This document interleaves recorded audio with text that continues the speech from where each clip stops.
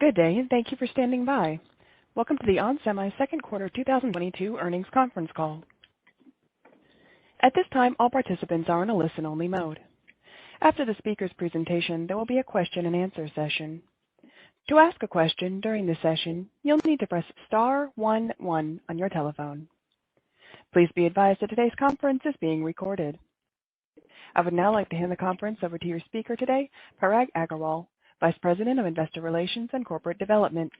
Please go ahead. Thank you, Liz. Good morning, and thank you for joining onsemi's second quarter 2022 quarterly results conference call. I'm joined today by Hassane El-Khoury, our President and CEO, and Thad Trent, our CFO. This call is being webcast on the Investor Relations section of our website at www.onsemi.com. A replay of this webcast, along with our 2022 second quarter earnings release, will be available on our website approximately 1 hour following this conference call, and the recorded webcast will be available for approximately 30 days following this conference call. Additional information is posted on the Investor Relations section of our website. Our earnings release and this presentation includes certain non-GAAP financial measures. Reconciliation of these non-GAAP financial measures to the most directly comparable GAAP measures and the GAAP financial measures are included in our earnings release, which is posted separately on our website in the Investor Relations section. During the course of this conference call, we'll make projections or other forward-looking statements regarding the future events or the future financial performance of the company. We wish to caution that such statements are subject to risks and uncertainties that could cause actual results or events to differ materially from projections. Important factors that can affect our business, including factors that could cause actual results to differ from forward-looking statements, are described in our most recent Form 10-K and Form 10-Qs in other filings with the Securities and Exchange Commission, and in our earnings release for the second quarter of 2022. Our estimates or other forward-looking statements may change, and the company assumes no obligation to update forward-looking statements to reflect actual results, change assumptions, or the other events that may occur except as required by law. Now, let me turn it over to Hassane. Hassane? Thank you, Parag, and thank you everyone for joining the call. Nearly a year ago to the day, we unveiled our strategy to deliver intelligent power and sensing technologies for the sustainable ecosystem fueled by high-growth megatrends in automotive, industrial, and cloud power. This meant that we would not only provide differentiated solutions for our customers, but that we would execute on our commitments to our shareholders. Today, we announced another quarter of record revenue, gross margin, and EPS, and I could not be prouder of the progress we have made. We achieved our first ever $2 billion revenue quarter with record revenue in the automotive and industrial end markets. As compared to last year's second quarter, our total revenue increased 25%. Our non-GAAP gross margin expanded by 1,130 basis points, and our earnings per share more than doubled to $1.34 per share. In the face of challenging business conditions, our employees have maintained steadfast in their dedication to our customers, and I want to thank them all for their continued hard work and tenacity. Despite ongoing geopolitical and macroeconomic uncertainty, demand for products in our focus areas remains strong. Our automotive and industrial revenue now accounts for 66% of our overall business, and combined grew 9% quarter-over-quarter and 38% year-over-year. This performance was driven by increasing adoption of our market-leading intelligent power and sensing solutions in the fastest-growing applications. We have seen a slowing demand in our non-core end markets, but demand from automotive and industrial continues to outpace supply. The volatility in energy markets and supply chain disruptions across the globe are driving an accelerated adoption of electric vehicles, alternative energy, and industrial automation. Our market-leading portfolio, coupled with the differentiated performance of our products and end-to-end capabilities, has distinguished onsemi as a premier source for intelligent power and sensing solutions, and our customers are increasingly relying on us to enable their roadmap in a rapidly evolving market. While we are optimistic about our outlook, we remain sensitive to dynamic market conditions. The The structural changes we implemented over the past 18 months to rationalize our product portfolio and optimize our cost structure have reduced the volatility in our financials, and we have positioned the company to be more resilient in all business environments.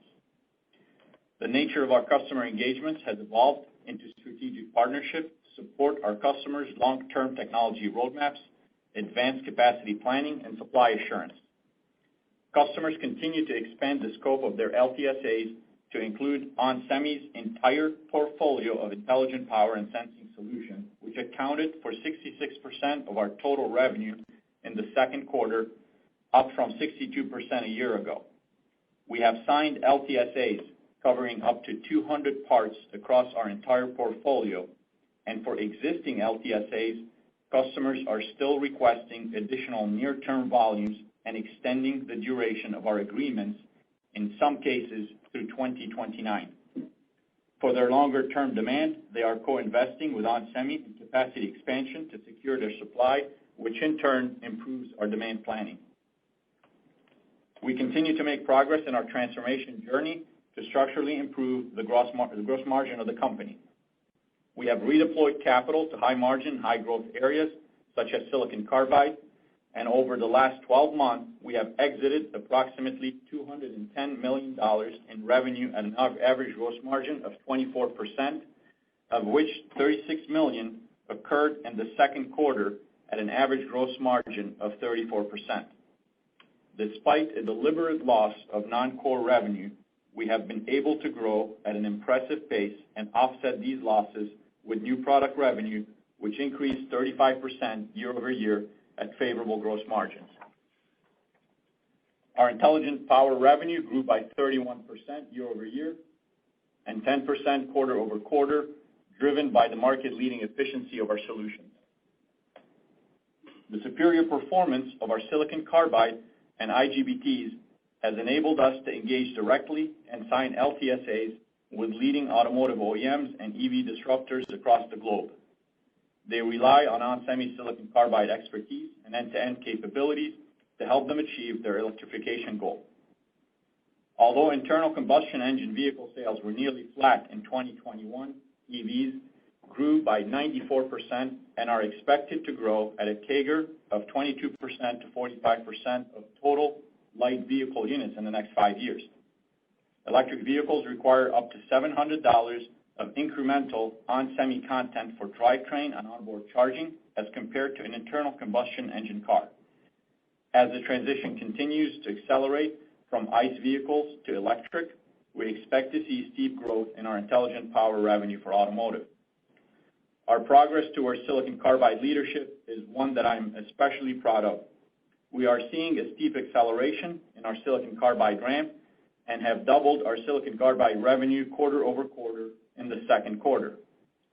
We had forecasted to double last year's silicon carbide revenue in 22, and thanks to our global team's impressive acceleration of our capacity expansion plans and our latest customer engagements, we are confidently raising our annual projection to triple last year's silicon carbide revenue in 2022 and exceed $1 billion in revenue in 2023. Towards that end, we have also secured more than $4 billion of committed silicon carbide revenue through long-term supply agreements for the next 3 years as compared to the $2.6 billion we had previously disclosed. To support the steep acceleration in our silicon carbide revenue, we are rapidly expanding capacity across our sites. By the end of this year, we plan to quadruple our substrate output on a year-over-year basis, and we are adding capacity for wafering, epi, and modules at our various sites around the globe. Furthermore, we are adding 200 millimeter silicon carbide capacity at our existing fabs, and we are on track to double our front-end wafer capacity by the end of 2023 as compared to that at the end of 22, and further double that capacity by the end of 24. Our energy infrastructure business is also growing at a rapid pace. With a year-over-year revenue increase of 61% in Q2, we are on track to exceed our 2022 target of 50% growth year over year. As I indicated earlier, volatility in the global energy supply is driving rapid adoption of alternative energy, and with our broad portfolio of high-efficiency silicon carbide and IGBT modules, we are the key enabler in this market. We expect the alternative energy market to be a long-term driver for our business as utility-scale power plant installations grow rapidly worldwide, reducing both fossil fuel dependence and associated climate impacts. The top 10 solar inverter suppliers have more than 80% of the global market share, and onsemi has signed long-term supply agreements with 7 of them, totaling more than $1 billion in revenue. Beyond the LTSAs, we continue to expand our footprint in the alternative energy market, and in the second quarter, we secured a design win for a silicon carbide module for solar inverters with a leading global industrial OEM. While silicon carbide is the fastest growing part of our power business, our silicon power products remain integral to our intelligent power portfolio with year-over-year growth of approximately 30% in our IGBT and MOSFET revenue. This growth was primarily driven by automotive and industrial, where higher efficiency of our products is a key differentiator. Our intelligent sensing revenue grew by 39% year over year and by 10% quarter over quarter.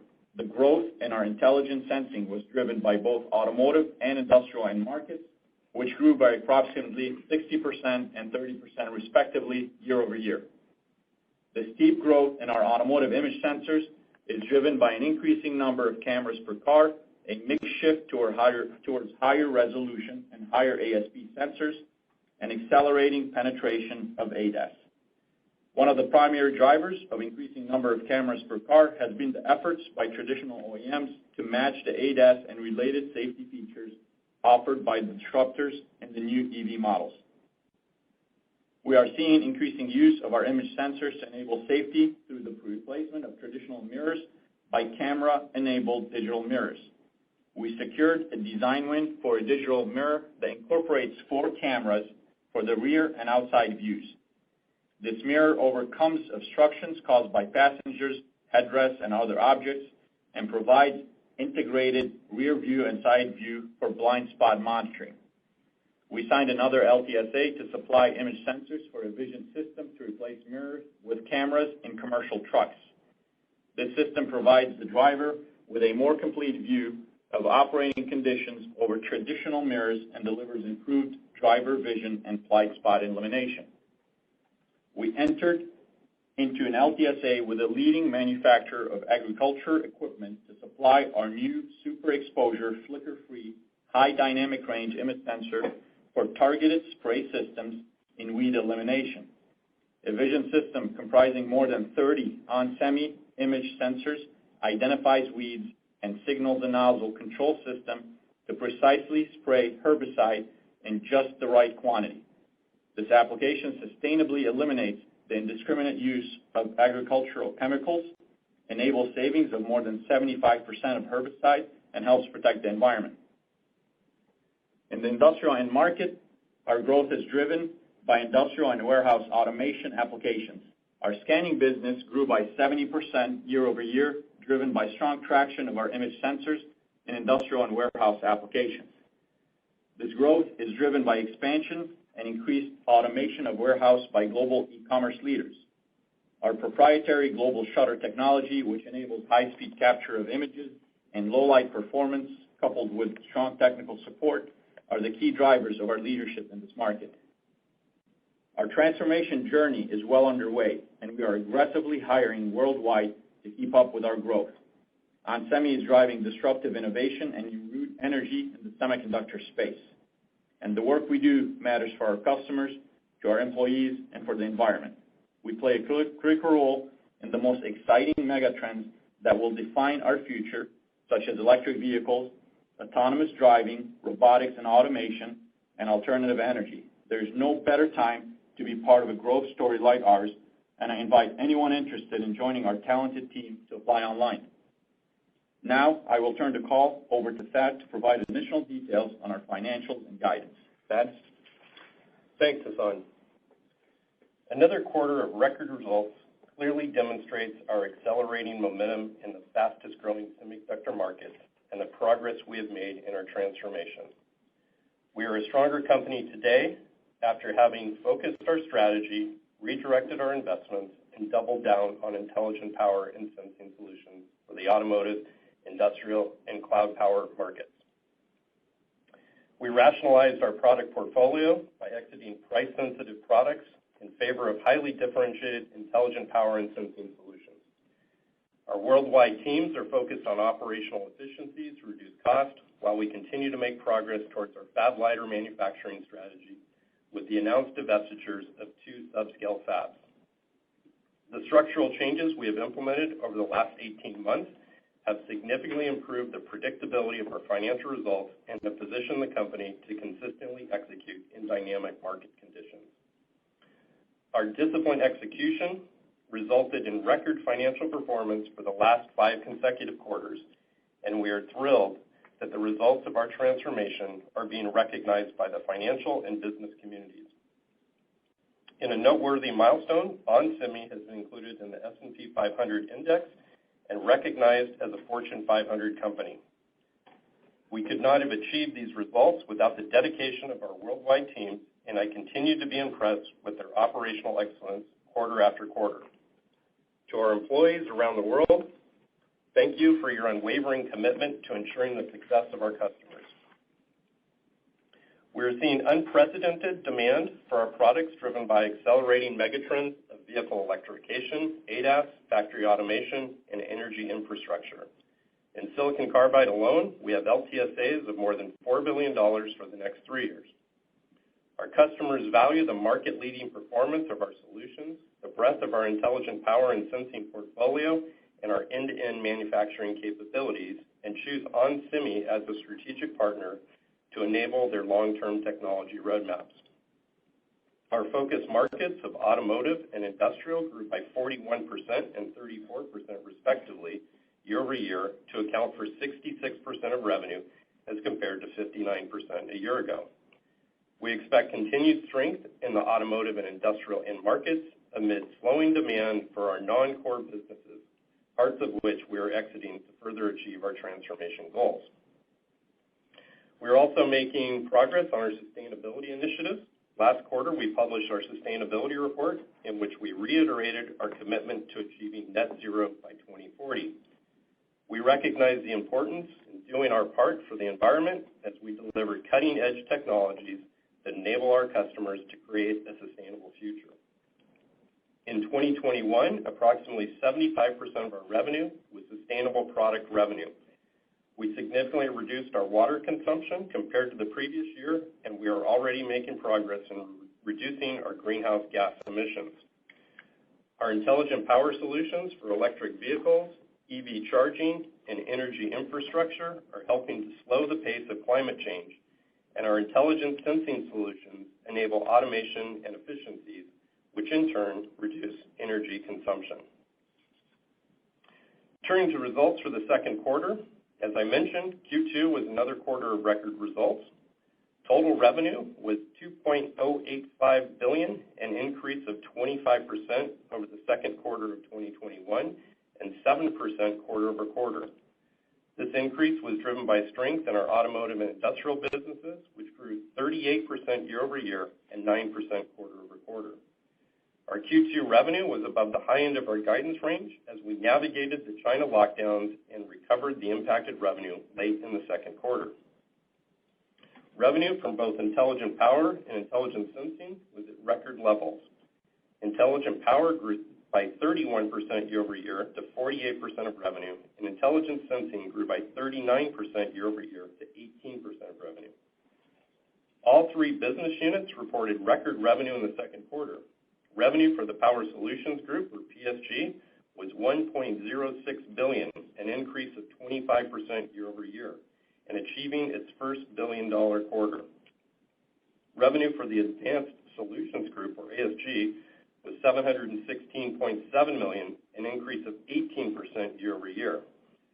Revenue for the Intelligent Sensing Group, or ISG, for the quarter was $311.3 million, an increase of 44% year over year. GAAP and non-GAAP gross margin for the second quarter was 49.7%. Our non-GAAP gross margin improved 30 basis points quarter over quarter, primarily driven by a favorable mix in automotive and industrial markets, and despite a proactive slowdown in our wafer starts, which reduced our utilization from 81% in Q1 to 77% in the second quarter. 6 quarters into our transformation, we have better control of our operational levers to optimize efficiencies, maximize output, and deliver for our customers and our shareholders. GAAP operating margin for the quarter was 28%, and non-GAAP operating margin was a record of 34.5%. GAAP earnings per diluted share for the second quarter was $1.02 as compared to 42 cents in a quarter a year ago. Non-GAAP earnings per diluted share was $1.34 as compared to 63 cents in the second quarter of 2021. We relaunched our share buyback program, and for the first time in over 2 years, repurchased 1.5 million shares for $89.7 million at an average price of $59.76 per share. This represents 44% of our free cash flows for the second quarter, and there is $1.2 billion remaining on our authorized repurchase program.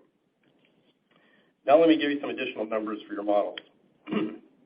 GAAP operating expenses for the second quarter were $453.1 million as compared to $357.9 million in the second quarter of 2021. Non-GAAP operating expenses were $317.7 million as compared to $314.2 million in the quarter a year ago. Non-GAAP operating expenses increased by $14.9 million sequentially, driven by hiring to support our growth. As I indicated in previous calls, OpEx will continue to trend higher as we bring in additional talent to support our growth.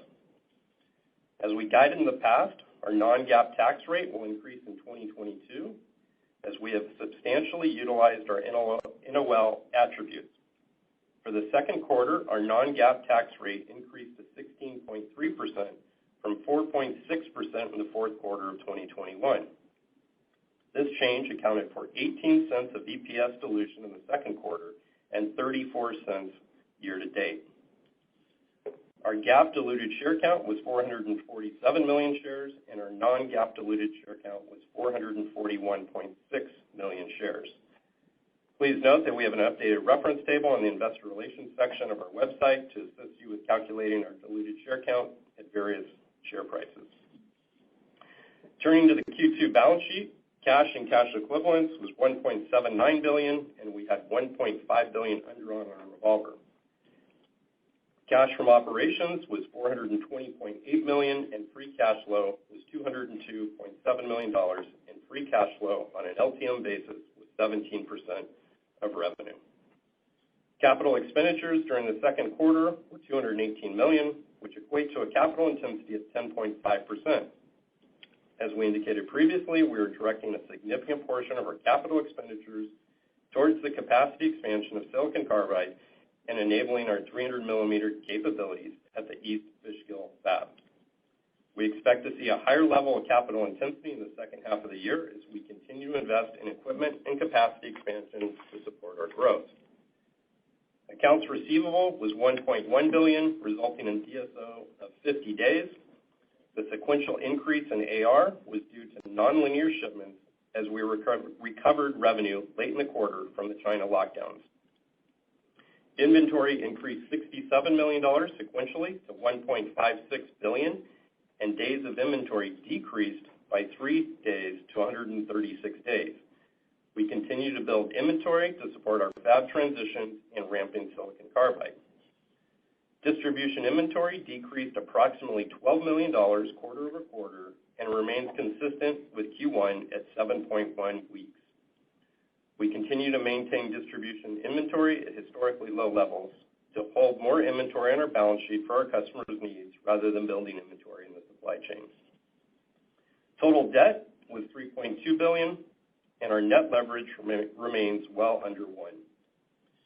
Turning to guidance for the third quarter, demand continues to outpace supply in our targeted automotive and industrial end markets, while there are pockets of softness in our non-core markets. Given the uncertainty in the macro environment, we are taking a conservative stance and judging down demand in our guidance for the third quarter. A table detailing our GAAP and non-GAAP guidance is provided in the press release related to our second quarter results. Let me now provide you key elements of our non-GAAP guidance for the third quarter. We anticipate revenue will be in the range of $2.07 billion to $2.17 billion. We expect non-GAAP gross margin to remain between 48 to 50%. This includes share-based compensation of $3 million. Although we continue to focus on long-term gross margin expansion and sustainability, our rapidly accelerating silicon carbide ramp will be dilutive to gross margins by 100 to 200 basis points over the next several quarters due to the incremental startup costs as we scale the operation. We expect non-GAAP operating expenses of $319 million to $334 million to include share-based compensation of $21 million. We anticipate our non-GAAP OIE will be $24 to $28 million.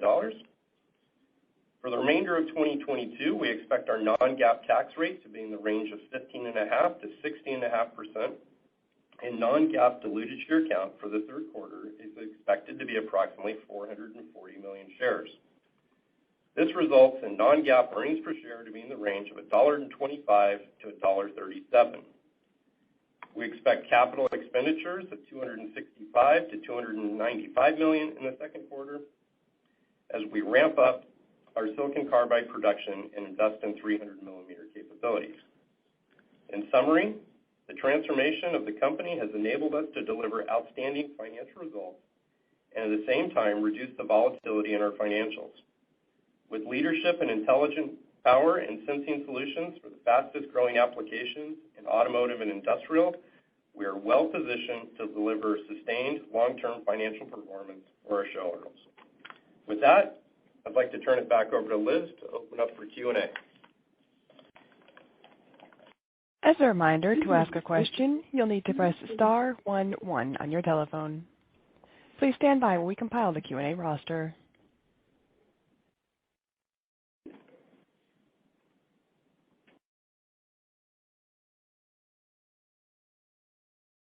Our first question comes from Ross Seymore with Deutsche Bank. Your line is now open. Hi, guys. Thanks for letting me ask a question. I guess my first question is on the general macro trends and how you're reacting to them. You talked about a little bit of weakness in your non-core businesses, Hassan, and then Thad just talked about the utilization actually coming down sequentially. So how do I, in general, reconcile demand being greater than supply in your core businesses, weakness in your non-core, and kind of what does it mean to the ability to backfill on that given your utilization is dropping? Yeah, look, this is Hassan. Not all capacity is fungible, obviously. So what we're doing is we're being very cautious in our inventory management. You know, you've seen our inventory go down in days. We're focusing our inventory on the strategic inventory in our core business and silicon carbide and the fab transition. So that will remain. That side of the utilization is full. But as we see the softening in the economic, and that said, our cautious outlook on the macro, which is built into our guide, we're taking measures as part of our resilience of our model that we've been talking about in good and bad times. And these are kind of the things we're focusing on to get through this and come out stronger. Great, thanks for that color, Hassan. I guess, Thad, one for you on a little more specifically on the gross margin side of things. You talked about a bunch of different moving parts in your third quarter guide and then even over the next few quarters with silicon carbide being a point or two headwind to gross margin. Can you just walk us through the puts and takes? And I believe at one point you thought you could keep the gross margin relatively flat at this kind of 49-ish level for the next few quarters, even into the first half of next year. Is that still true? Yeah, look, we're in our targeted range of 48 to 50% in our guidance. I noted that they got a headwind of 100 to 200 basis points resulting from silicon carbide. As Hassan mentioned, the silicon carbide is ramping faster than we anticipated, even 90 days ago, and that's causing a dilutive impact. Silicon carbide products at scale are at or above the corporate average, so we're comfortable that we're continue to achieve our goals there. It's primarily just the lumpiness of bringing capacity on and supporting that growth that gives us a headwind here. But We are still very happy that we can maintain margins at this level within our target range as we ramp silicon carbide. And by the way, bringing utilization down slightly, to offset some of the inventory that Hassan talked about as well. So, that I think again that shows the resilience in the model. Thank you.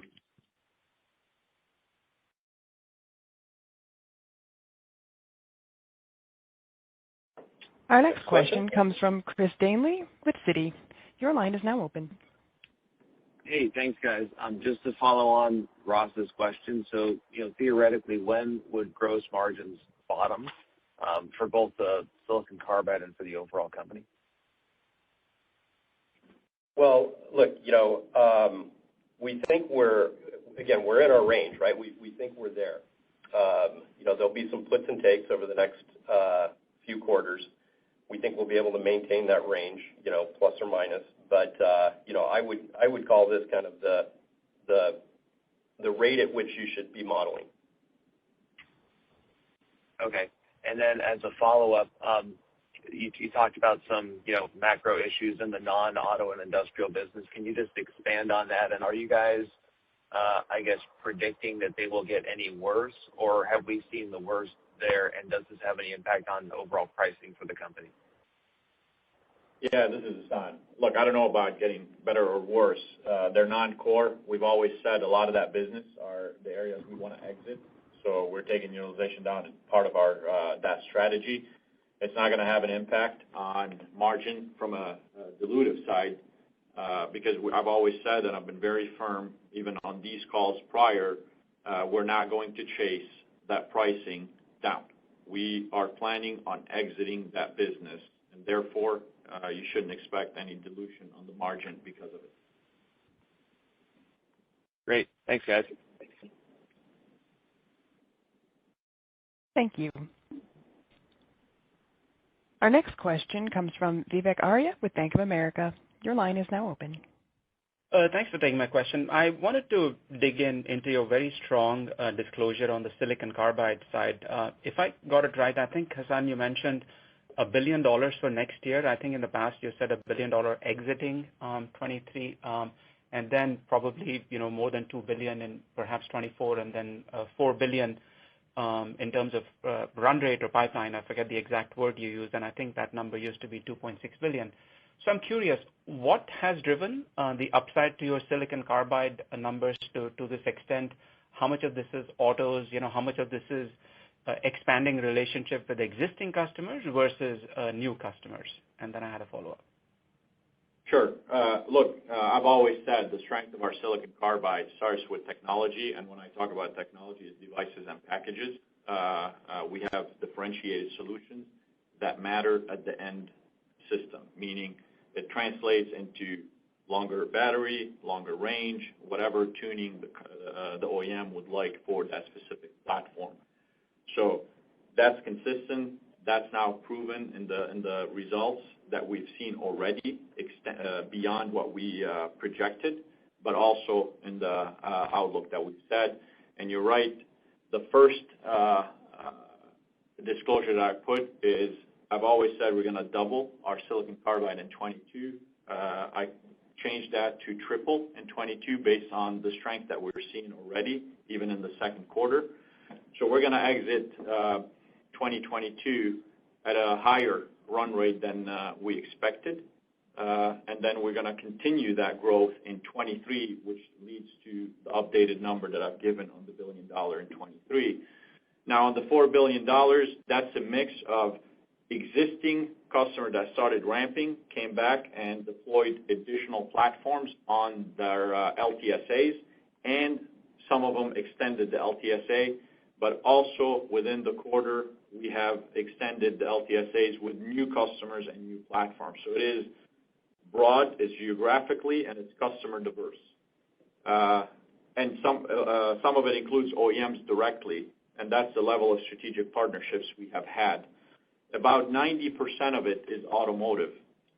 And then you saw me talk about the solar side of it, or the renewable energy side, where we've also had LTSAs with the top 7. That's a slower ramp, obviously, than automotive, but nevertheless, that keeps pushing. So 90% of automotive, strength and stickiness because of our technology across the board. And of course, we can't underestimate the end-to-end capability we have for the supply assurance. Got it. And for my follow-up, how should we think about the percentage of insourcing versus outsourcing of substrates that it will take to achieve your $4 billion target over time? Maybe if you could give us a sense for how much of the substrate requirements are being met internally, and then how do you see that ratio go through time, and what that implies for your capital intensity over time? Thank you. Yeah, so look, our capital intensity already has a lot of the expansion that we talk about. You know, I've always said we're going to exit this year with a quadrupling of our substrate capacity after the GTAT acquisition. We're on track of doing that. That's going to fuel the growth in the subsequent years.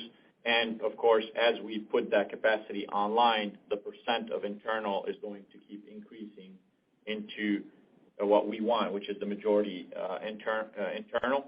We're always going to have an external component of it because, you know, we don't build capacity for a max peak of a ramp. We build capacity for a steady state, so we're going to use external substrate if we need to flex during a ramp.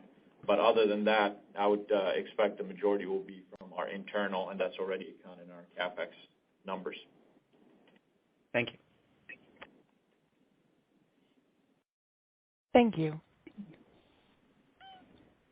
Our next question comes from Toshiya Hari with Goldman Sachs. Your line is now open. Hi, good morning. Thank you so much for taking the question. I've got two as well. First on gross margins, I guess a multi-part question. Thad, you mentioned that the gross margin headwind from the SiC ramp over the next, several quarters to be 1 to 2 percentage points. Curious how the progression of that will look like, meaning should we expect 25 to 50 basis points of headwind every quarter, or is it more back half loaded? Any sort of shape of that headwind would be helpful. And then how should we think about EFK from an accounting perspective? How much depreciation would hit your P&L, and what are the implications for gross margins in first half of 23? Yeah, so this is Thad. Let me take those in reverse order. So EFK comes online in 2023, so you're not going to see an impact in Q3 and Q4, obviously. As we bring on the fab, we'll be providing foundry services to Global Foundries for the next 3 years, which will wind down. As we've said, there is revenue associated with that foundry agreement, which is low margin. You can think about it as being foundry margins in the mid to high single digit range. You can think about, for 2023 as that being a headwind of somewhere around, 40 to 70 basis points on a quarterly basis. And that's the impact of that. The rest of it, we feel like we can offset, and obviously we get the efficiency of a better cost structure as we move more and more product into that fab over time as well. On the silicon carbide, as I said, 100 to 200 basis points of headwind. It is a little lumpy depending on the revenue and the timing of the equipment. We do believe we can keep the margins in this range of 48 to 50% for the next several quarters, even with that headwind. You may see it move around a little bit, plus or minus 50 basis points here or there, but we think we can be in that tight range, even offsetting those margins. But it isn't necessarily linear from this point to 200 basis points. It's a little more fluctuation, and like I said, you'll see a little bit of fluctuation on the gross margin line, but we don't think it's material, and we think we can offset it with other efficiencies.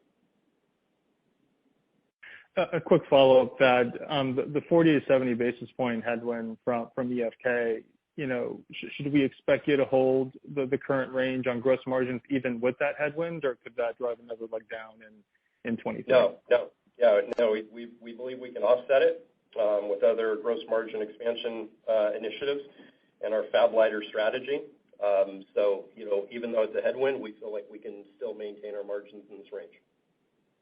Okay, great. And then as my follow-up, just on capital allocation, it was interesting to see you buy back stock in the quarter, just given sort of the CapEx ramp you spoke to in your SiC business going forward. Can you remind us how we should be thinking about the balance between investing in your business versus, returning cash to shareholders, and remind us how much cash you'd like to have on your balance sheet steady state? Thank you. Yeah, look, I don't think anything really changes with our capital allocation, right? We'll continue to invest back into our businesses, R&D, CapEx, and obviously investing for our long-term growth. So that's our number one priority. We've always said we want financial flexibility for M&A if there's some opportunity out there for us on that fits our model. And then we would return cash to shareholders through the buyback. We will obviously, pace each of those depending on the requirements. We've got a lot of CapEx requirements over the next several quarters. So, we will be very disciplined when it comes to the capital allocation. Thank you. Thank you. Our next question comes from William Stein with Truist. Your line is now open.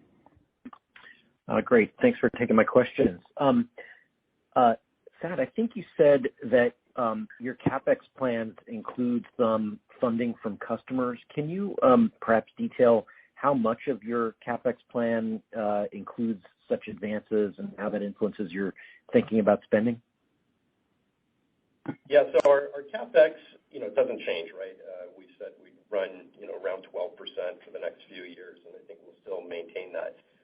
Funding from the customer to offset that, but you don't see that, through the CapEx. Our CapEx intensity doesn't necessarily change because we still report it that way. We do have customers that are co-investing with us for capital, in some cases some NREs, things like that to invest in silicon carbide and other capacity that we're bringing online. That makes those customers much more sticky, and it's a good, it just improves that relationship with that customer on a strategic basis. And my follow-up, if I can, relates to the business that you intend to exit. Can you remind us how much of that is left after the current quarter? What's left to exit, and maybe the pacing and margin of that, please?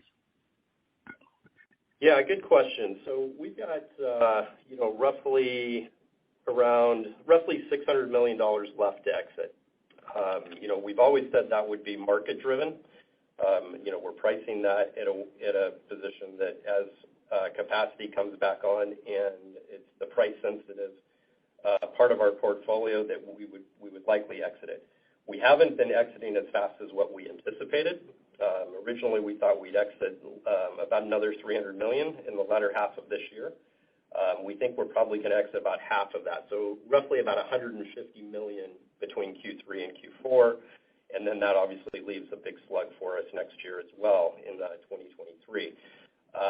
If the market gets softer faster, we could exit that faster. We've always said, faster is better for us. We'll right-size our manufacturing and reallocate that capacity into automotive industrial. But you can expect roughly, kind of even, I think, $75 million a quarter between Q3 and Q4. And the margin on that, can you remind us? Yeah, that margin is, what we exited last quarter, I think it was about 34% margin. You can think about most of that today as kind of being in the low 40% range. Thank you. But that is the stuff that is highly price sensitive. Great. Thank you. Thank you. Our next question comes from Rajvindra Gill with Needham & Company. Your line is now open. Yeah, thanks for taking my questions, and congrats on navigating through this uncertain environment with really good results. Just that, another follow-up on the gross margins. If I add up the EFK headwinds of negative 40 to negative 70 basis points a quarter, plus the silicon carbide startup cost of negative 100 to 200, you're talking about anywhere between negative 140 to negative 210 basis points through headwinds to gross margins over the next several quarters. Stripping that out would put your gross margins above 50% on a more normalized basis. So my question number one is, that's still a significant headwind if you combine the two, and yet you're kind of still talking about a 48 to 50% range. So specifically, what are the drivers to offset that headwind, especially the fact that if utilization rates are going to be dropping for some of the non-core business? I'm curious how you're able to offset those kind of several headwinds over the next several quarters. Yeah, look, and this is Hassan. In the short term, obviously, those are the headwinds that we're offsetting through efficiencies that we have internally. I talked about new products ramping. So new products ramping outside of silicon carbide are accretive to gross margin.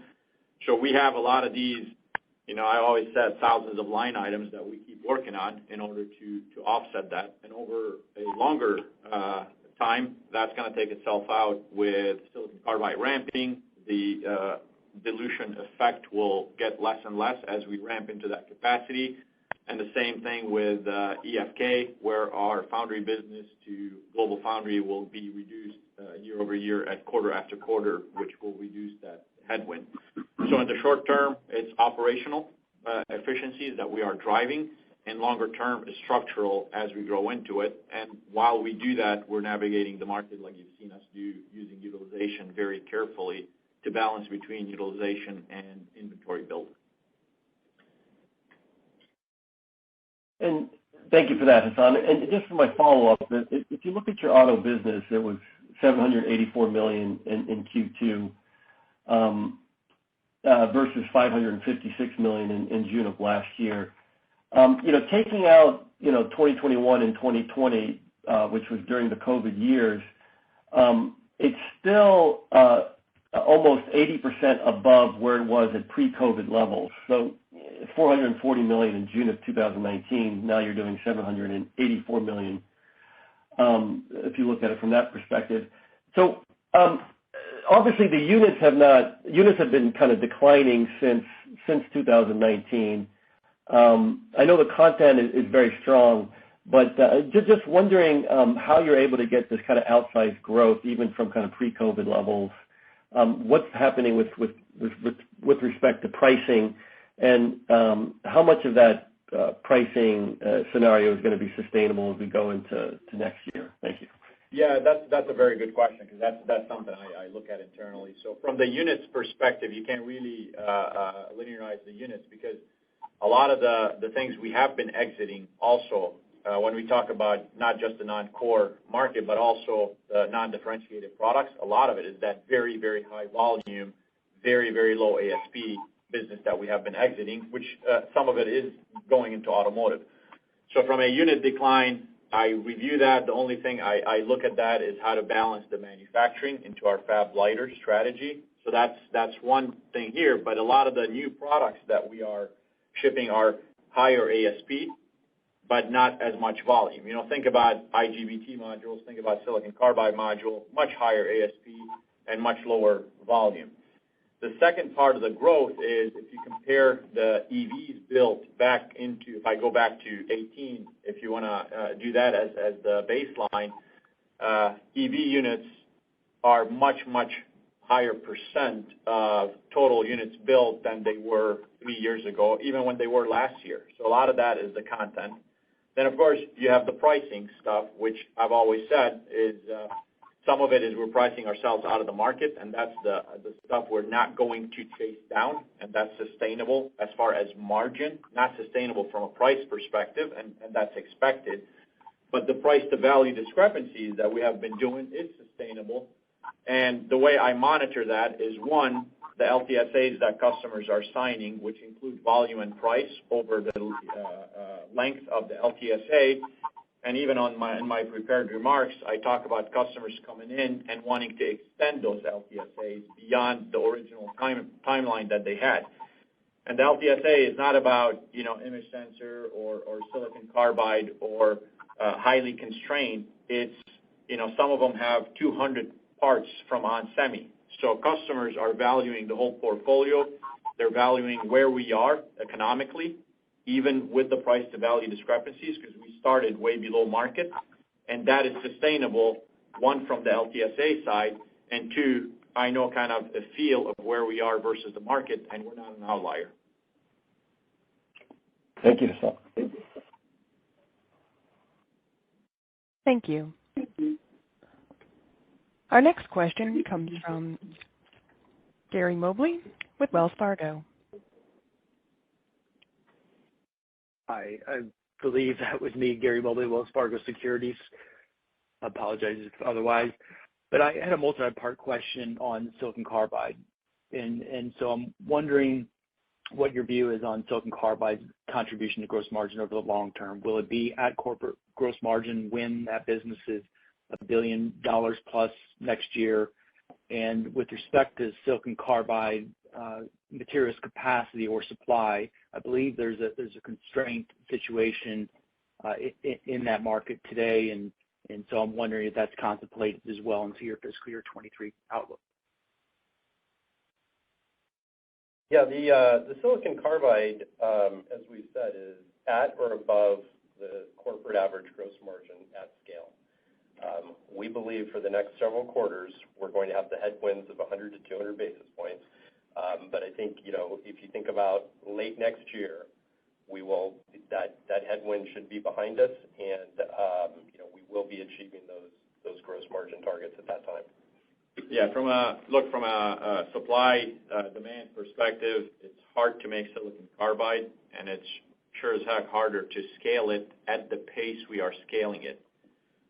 Based on the acceleration of the EV penetration into total vehicles made, we do see, and I think that comment is supported by some of the industry analysts out there, silicon carbide is going to remain constrained in the foreseeable future, and that's why our focus is on investing heavily into that capacity, ramping that capacity as hard as we can, and supporting our LTSA customers.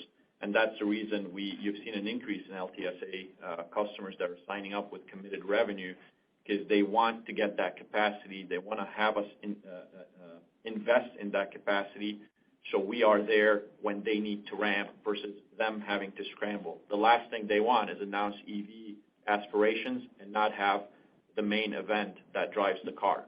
So we're working with our customers to support their EV ramps, and we do that through LTSAs, and we do that through heavy investments in order to increase the pace. That's what we need.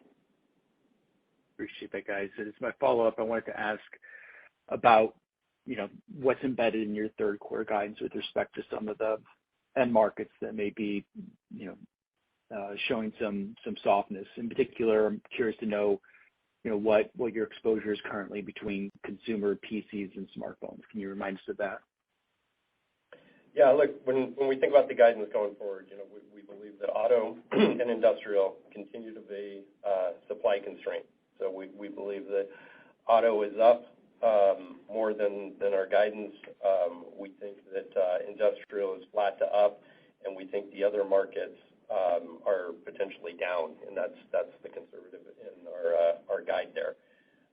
We don't break out between those various markets. They're not strategic to us, and again, part of where we're seeing the softness is the non-core business that we're hoping to exit. So if that does get softer faster, that could allow us to exit even quicker. Thank you.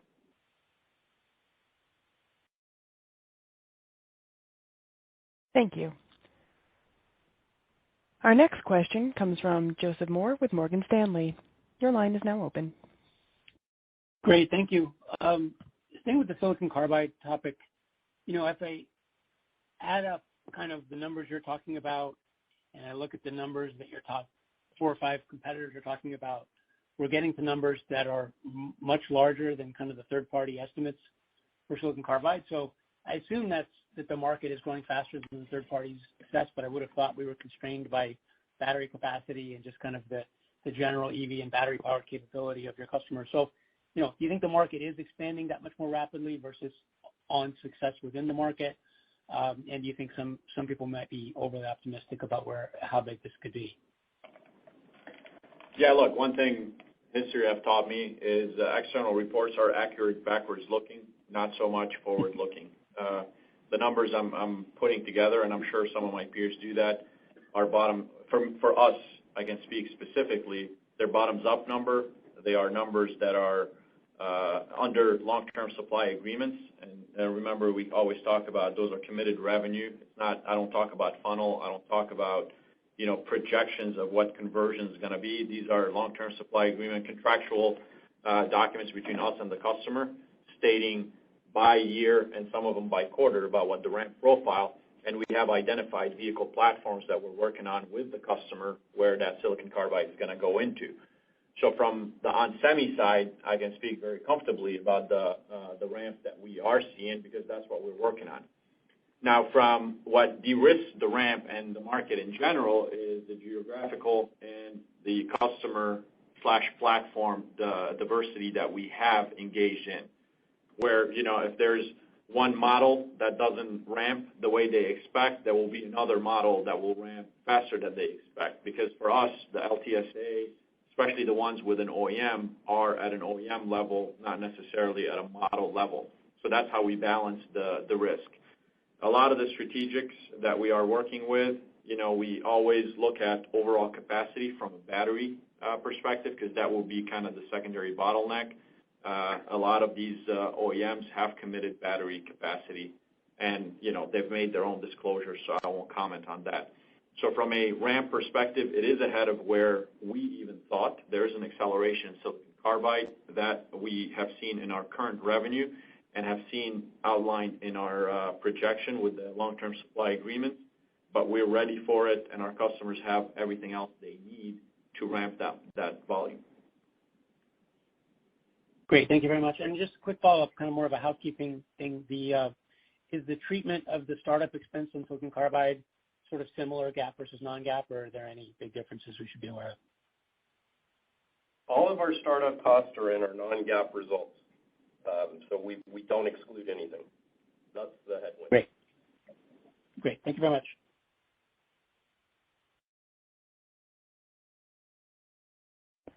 Thank you.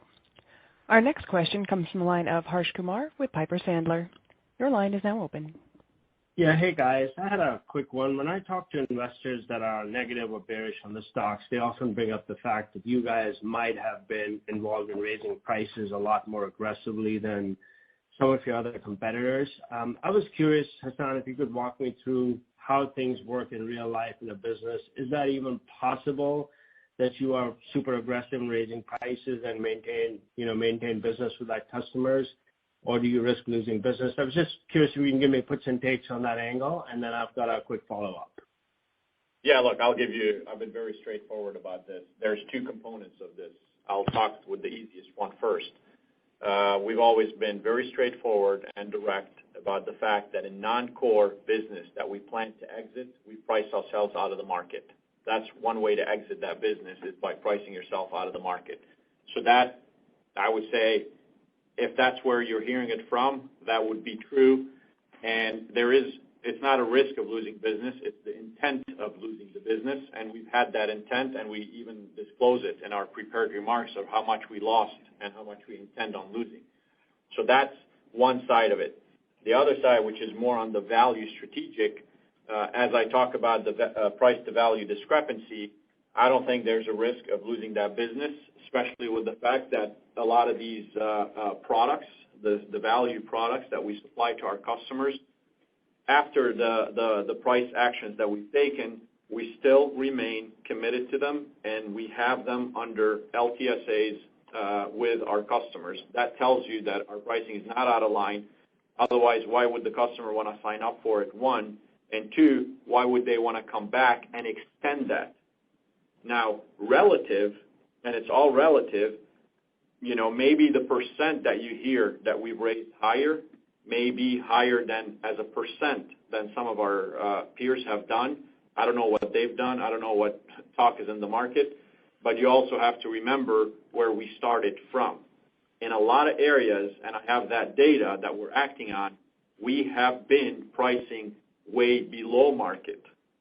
So getting it back to market may be a bigger percent, but it doesn't mean that you're above market. And the data and the commitments from our customers prove that from an external view. Hey, thank you very much, Hassan. That was very helpful. And then as a follow-up real quickly, there's a lot of chatter, a lot of talk, not from you guys, but from everywhere else about a Tesla contract possibly. Are you willing to talk about that at all? And is that a part of the $1 billion 2023 goal? That's another question we get from investors a lot.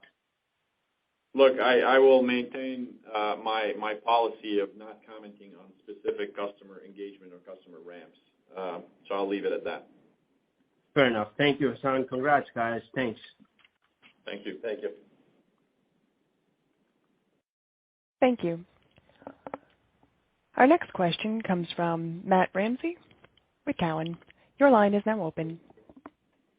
Thank you very much for squeezing me in, guys. Good morning. I wanted to ask on the silicon carbide business, as you get to sort of this $1 billion in scale and continue to scale beyond that, Hassan, you mentioned that this is going to be sort of a historically quick volume ramp of a new technology that's no doubt complicated to get to yield and to scale. So what I would like to understand a little bit more about how your agreements with your customers, obviously if there's upside to your ability to scale yields and volumes, then great, you'll be able to fulfill all that. But is there any sort of, I don't know what the right term would be, risk sharing in some of these agreements in case the yields maybe don't come through as you guys planned? It's great that you're winning all this business. I'm just trying to figure out how you might risk mitigate some of the volume ramps and the yield ramps as this technology scaled. Thanks. Let me put it this way. We have enough data, and we've been in this business for long enough to have a very solid baseline and a very solid learning, call it slope, whether it's yield, whether it's bull growth, whether it's ramp, et cetera. I'm very, very comfortable with our commitments to our customers. I would say, the way we look at it is equal upside, downside. I'm not concerned about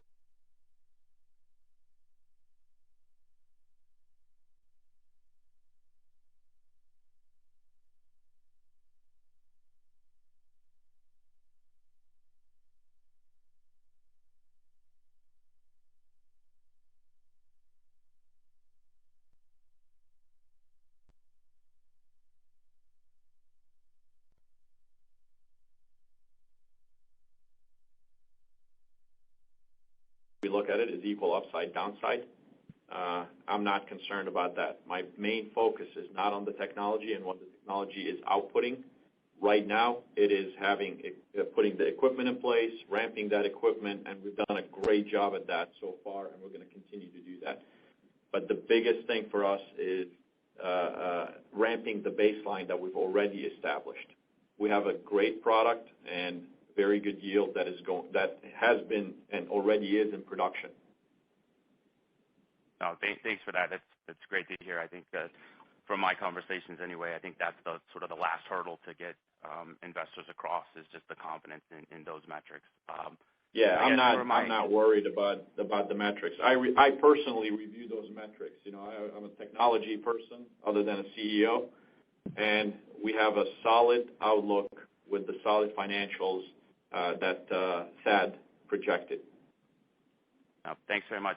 Quick follow-up for Thad. I got a couple of questions this morning on the receivables and DSO lines jumping up a bit in the quarter. If you had any context there, I'd appreciate it. Thank you. Yeah, absolutely. As I mentioned in the prepared remarks, we recovered from the China lockdown. So if you look at our revenue for the quarter, it wasn't linear because of that. So it was very back-end loaded, which caused AR to go up and DSO to go up. But it's temporary, just as it takes time to collect that cash. But natural in terms of if you look at the slope of linearity throughout the quarter being back-end loaded. Don't expect that to continue now that we fully recovered that revenue and from the China lockdowns, and we're not seeing any impact going forward. Knock on wood here. But that's the reason. It's purely temporary. Thanks, guys. Congrats on all the progress. Thank you. That concludes today's question and answer session. I'd like to turn the call back to Hassan Al-Khoury, President and CEO, for closing remarks. Thank you all for joining us today. We delivered outstanding results in the second quarter, and I again want to thank our worldwide teams for their commitment to excellence as we execute our strategy. While we have exceeded our expectations, we are nowhere near the full potential of onsemi. With accelerating growth in our silicon carbide, fastest-growing megatrends, we are on a path to deliver sustained above-market revenue and earnings growth. We look forward to seeing you at various investor events during the quarter. Thank you. This concludes today's conference call. Thank you for participating.